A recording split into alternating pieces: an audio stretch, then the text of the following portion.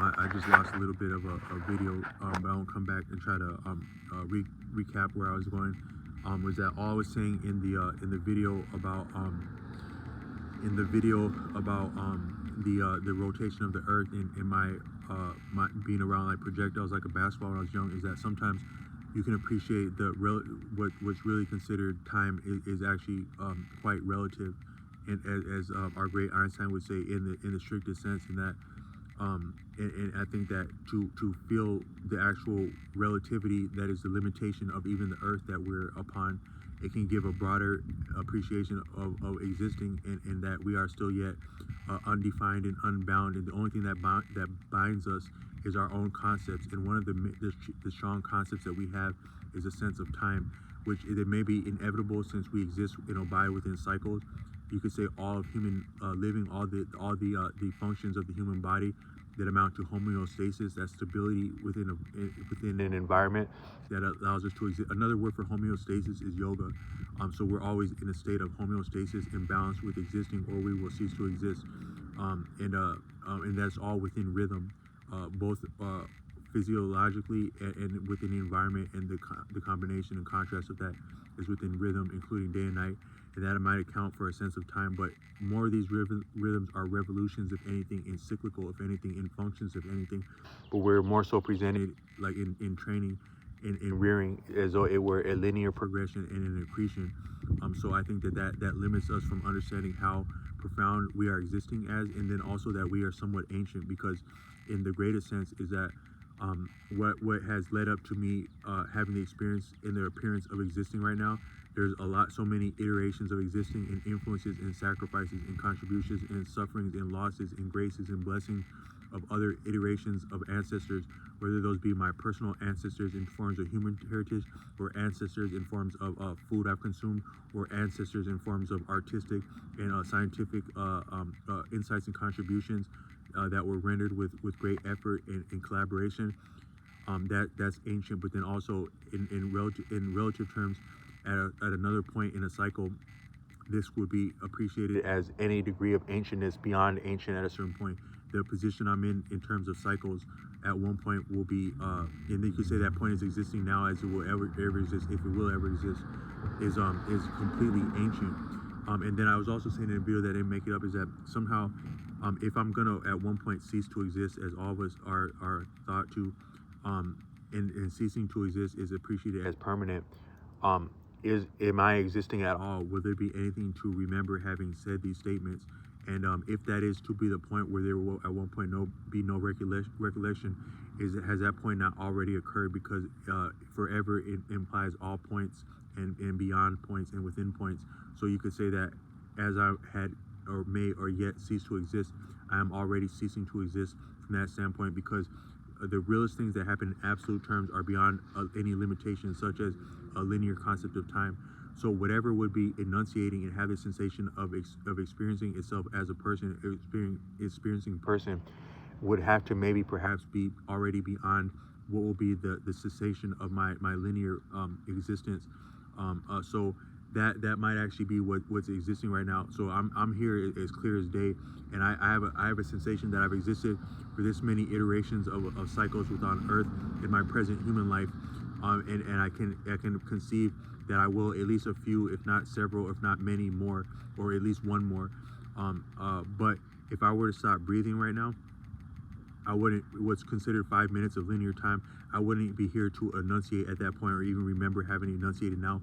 So that breathing might be more of what's real. That breathing might be what had been here, is here, and will yet be here. Whether and beyond I have a physical constitution that appears as a person, that breathing is what is breathing. That breathing is what is talking. That breathing is what is thinking, and that breathing is bigger than my personal body. I've said that sometimes the weather, we don't appreciate how we may be connected to the weather, both in terms of the magnetic influence of our goings on the earth, such as the soles of our feet affecting the magnetism of the earth in our different walking, could affect the weather conditions, because the conditions emanate from the poles of the earth that are fundamentally polarized and magnetic, but also that all things are connected. So you could say that as I'm speaking from one hemisphere, on the earth, and my foot traffic may potentially have a magnetic charge, is that not somehow conveyed to all the other points of the earth and expressed in terms of magnetism? Also, as I'm breathing, that might be the greatest collaboration of all time, better than rock stars coming together and coming up with a song. Might just be breathing, how we're actually all collaborating in breathing and breath. So when you see a sunset, sunsets really do look spiritual, and that might be because it's actually constituted of our breathing. That's our real solidarity, our real unity. I said in another video that human unity might not be feasible in nature, because you actually need diversity and contrast, and even a little bit of conflict and opposition to have the dynamicism that is polarity that makes life viable and possible.